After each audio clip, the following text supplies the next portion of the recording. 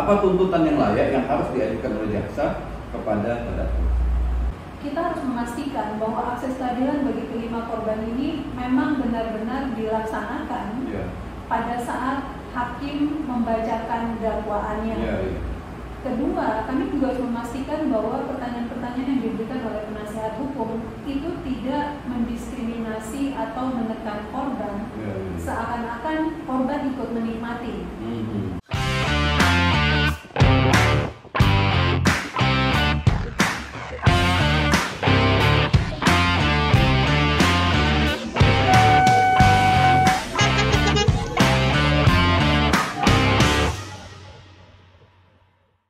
Assalamualaikum warahmatullahi wabarakatuh. Bertemu kembali dengan Ahmad Sofyan dalam Law and Justice Channel. Sahabat hukum pidana, ini momen yang istimewa kali ini, 15 Agustus 2022. 2 hari lagi kita merayakan 17 Agustus, hari kemerdekaan. Jangan lupa pasang bendera. Sahabat hukum pidana, saya kedatangan tamu, ya, bukan kedatangan tamu saya dengan Ibu Asdek, sama-sama tamu ini di Pengadilan Negeri Surabaya. Hari ini adalah sidang yang kesekian kalinya untuk terdakwa MSAT atau kita sebut dengan Mas Beki, terdakwa kasus pemerkosaan dan atau pencabulan pada sejumlah santriwati di Jombang. Dan saya tentu pengen bincang-bincang dengan Ibu Ice Margaret Robin, Asdep atau Asisten Deputi Pelayanan Perempuan Korban Kekerasan Kementerian Pemberdayaan Perempuan dan Perlindungan Anak. Ini di ruangan Humas ya, Pengadilan Negeri Surabaya. Bu Ice, ya, hari ini Ibu kan hadir di sini ya, di Pengadilan Negeri Surabaya. Kira-kira kehadiran Ibu itu untuk apa ya? Kalau Pak Sufyan bertanya tentang kehadiran Kementerian Pemberdayaan Perempuan dan Perlindungan Anak, maka kehadiran kami di sini adalah untuk memantau sekaligus mendampingi dalam arti memberikan support kepada kelima korban santriwati yang memang dihadirkan hari ini untuk memberikan pembuktian tindak pidana yang dilakukan oleh MB khususnya terkait dengan pelecehan seksual. Oke, berarti hari ini kelima orang saksi korban diperiksa di Pengadilan Negeri Surabaya, betul? Ya, betul. Dan bagaimana hasil observasi Ibu proses jalannya sidang? Apakah sudah selesai sidang atau berapa orang yang sudah diperiksa atau berapa orang yang hadir yang akan diperiksa hari ini? Sebagai informasi dapat kami beritahukan kepada Pak Sofyan dan yang mengikuti acara ini bahwa tepat jam 9 lebih kami hadir bersama-sama dengan tim dari Polda Jatim, khususnya Ibu Dini dan tim dari Ditreskrimum Polda Jatim. Setelah itu kami melakukan koordinasi internal untuk memastikan kenyamanan kehadiran saksi korban untuk memberikan keterangannya dalam pembuktian tindak pidana pelecehan seksual. Setelah itu kami diberikan akses oleh Bareskrim Polda Jatim, dalam hal ini Ibu Dini dan tim, untuk bertemu dengan LPSK sekaligus bertemu dengan kelima korban untuk melihat kondisi kekinian mereka terkait dengan apakah mereka dalam keadaan yang baik-baik saja, siap untuk memberikan keterangannya di saat harus berhadapan dengan pelaku, dalam hal ini MB, yang memang secara online mengikuti sidang ini dari ruang jaksa di sebelah kanan daripada ruangan ini, termasuk di saat kelima korban ini harus berhadapan dengan penasehat hukum daripada Mas MB. Tepat jam 10.30 kurang diambil sumpah dengan menghadirkan tersangka MB, terdakwa MB, kelima saksi korban dan PH-nya untuk diambil sumpahnya. Setelah itu 4 korban keluar dan sampai dengan saat ini sejak sidang diskors tepat jam 13 masih untuk saksi korban yang pertama. Oh, masih yang pertama? Iya, sampai dengan jam sekarang untuk korban dengan inisial M. Jadi mulai sidang setengah 11 sampai sekarang pukul 3.23 itu baru satu saksi korban. Nah, hasil observasi Ibu terhadap 5 orang korban yang hadir ya, itu bagaimana kondisi psikologis mereka?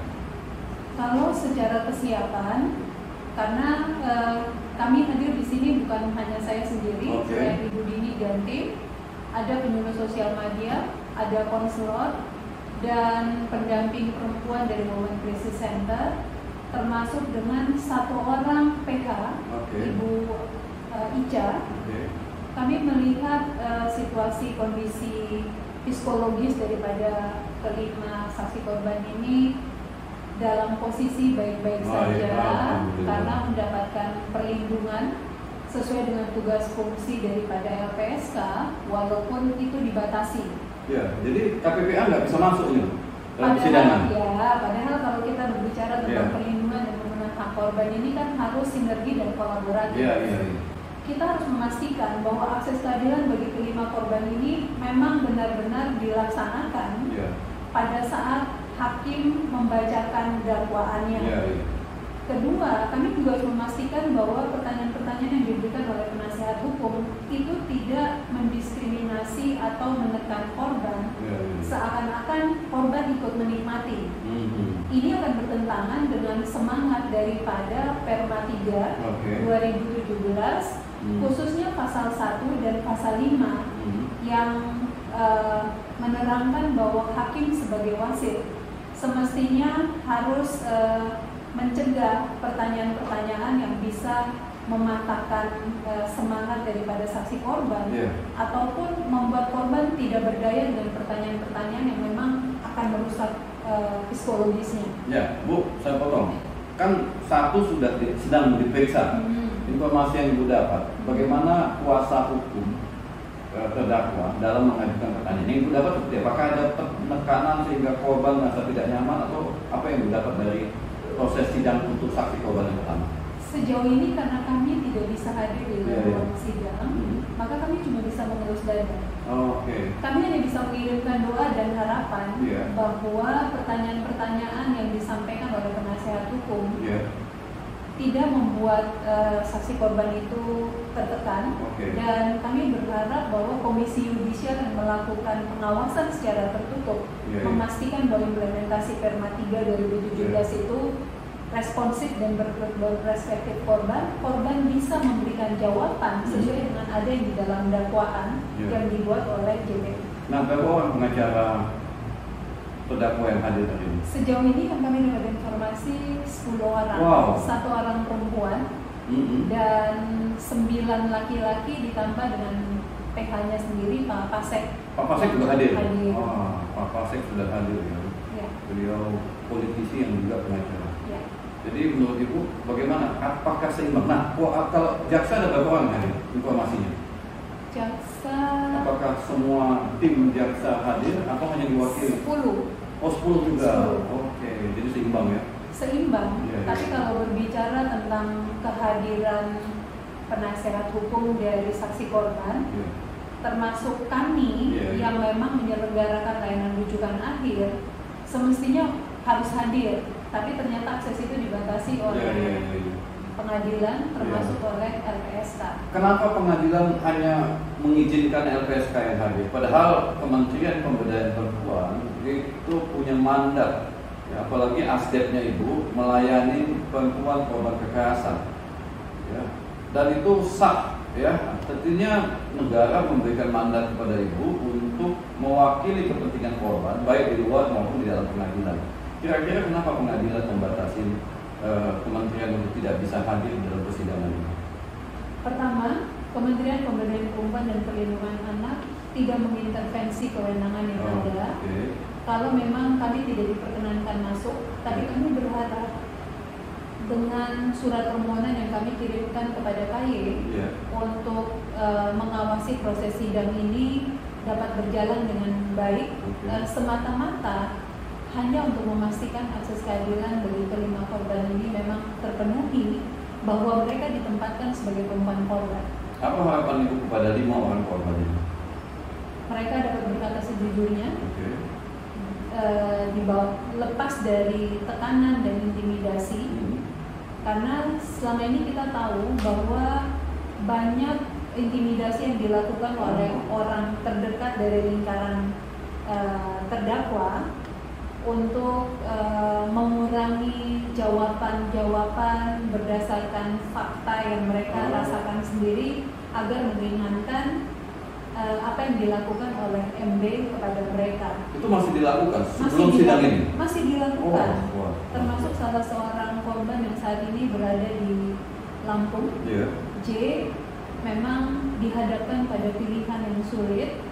Kami berharap bahwa hakim dapat melihat relasi yang timpang itu, bahwa perempuan ini adalah korban yang perlu didengar tanpa banyak lagi alat bukti yang harus dipenuhi berdasarkan pasal 184, tapi memang harus merujuk kepada putusan Mahkamah Konstitusi bahwa satu alat bukti ditambah satu keterangan dengan keyakinan hakim saja dapat mengatakan terdakwa bersalah, dan ini sejalan dengan semangat daripada Undang-Undang TPKS 12/2022, karena kami sudah mengawal kasus ini dari 2019. Salah satu korbannya sudah bertemu dengan Ibu Menteri sendiri di Polda Jatim saat itu. Dan kami bersyukur bahwa Polda Jatim melalui Direskrim meminta saksi ahli untuk menghadirkan Pak Sofyan pada Agustus 2021, termasuk mendorong P21 dan Polda Jatim mengeluarkan surat edaran DPO ya kepada MB, dan memang penuh dengan drama yang cukup panjang, tapi yang bersangkutan punya etikat baik untuk menyerahkan diri berdasarkan negosiasi yang dilakukan oleh aparat, dalam hal ini polisi dengan keluarganya ini. Bu Bintang sendiri sebagai Menteri Pemuda dan Perlindungan Anak, bagaimana reaksinya terhadap kasus ini dan bagaimana responnya terhadap persidangan ini?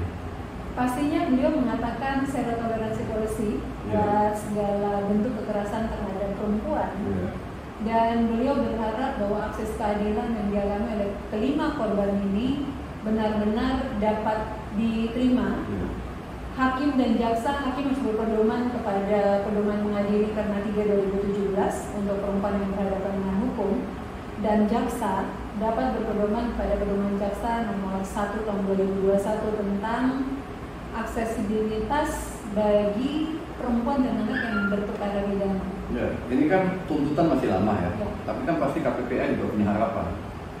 Berapa kira-kira tuntutan yang harus dibuat oleh jaksa kepada terdakwa? Kira-kira pandangan Ibu gimana? Apa tuntutan yang layak sebelum dia putusan, kan itu wewenang hakim. Apa tuntutan yang layak yang harus diajukan oleh jaksa kepada terdakwa? Pastinya disesuaikan dengan peraturan perundang-undangan yang berlaku, terutama untuk salah satu korban yang pas kejadiannya itu di umur anak, maka harus ditambah sepertiga untuk memperberat sanksi hukuman pidana. Bu, terakhir, kira-kira harapan Ibu terhadap kasus-kasus kekerasan di masa depan itu seperti apa sejak berlakunya Undang-Undang 12 tahun 2022? Kalau berbicara Undang-Undang 12 2022, ini adalah satu terobosan hukum yang baru untuk menangani kasus-kasus kekerasan seksual. Tapi ada catatan penting yang perlu kita lakukan adalah bagaimana pembuktian pasal-pasal tertentu yang ada di dalam Undang-Undang 12 2022 tentang tindak pidana kekerasan seksual memang harus melibatkan lintas sektor. Dalam hal ini melibatkan polisi sebagai penyidik, jaksa sebagai penuntut umum, yang mengarah kepada surat edaran SEMA yang akan dikeluarkan oleh Mahkamah Agung untuk mendukung SKB yang akan dibuat terhadap pasal-pasal dalam hal pembuktian unsur-unsur yang ada di dalam Undang-Undang 12 2022 tentang tindak pidana kekerasan seksual. Ya, terima kasih Bu Isyot. Sahabat-sahabat pembidana, inilah perbincangan singkat saya di Pengadilan Negeri Surabaya. Setelah kami warawiri di pengadilan menunggu hasil sidang pemeriksaan saksi korban, yang masih 1 orang diperiksa, masih ada 4 lagi yang belum diperiksa. pada pukul 3.30. Jadi belum, mungkin ini sampai malam baru selesai karena satu saksi korban aja baru diperiksa dan masih ada 4 lagi. Sahabat-sahabat hukum pidana, jangan lupa ya untuk mengikuti terus perkembangan kasus ini supaya kita dapat memberikan dukungan terhadap Kementerian Pemberdayaan Perempuan dan Perlindungan Anak pada korban-korban kekerasan seksual pada perempuan supaya hukumannya setimpal dan tidak ada lagi kasus-kasus kekerasan terhadap perempuan. Ya, jangan lupa untuk subscribe channel ini ya. Jika Anda menyukainya, Anda like dan Anda share supaya teman-teman dan sahabat-sahabat perempuan dan aktivis perempuan bisa terus bekerja untuk melindungi perempuan dari berbagai bentuk kekerasan seksual di Indonesia dan zero sexual abuse for women. Demikian, salam hukum pidana. Terima kasih.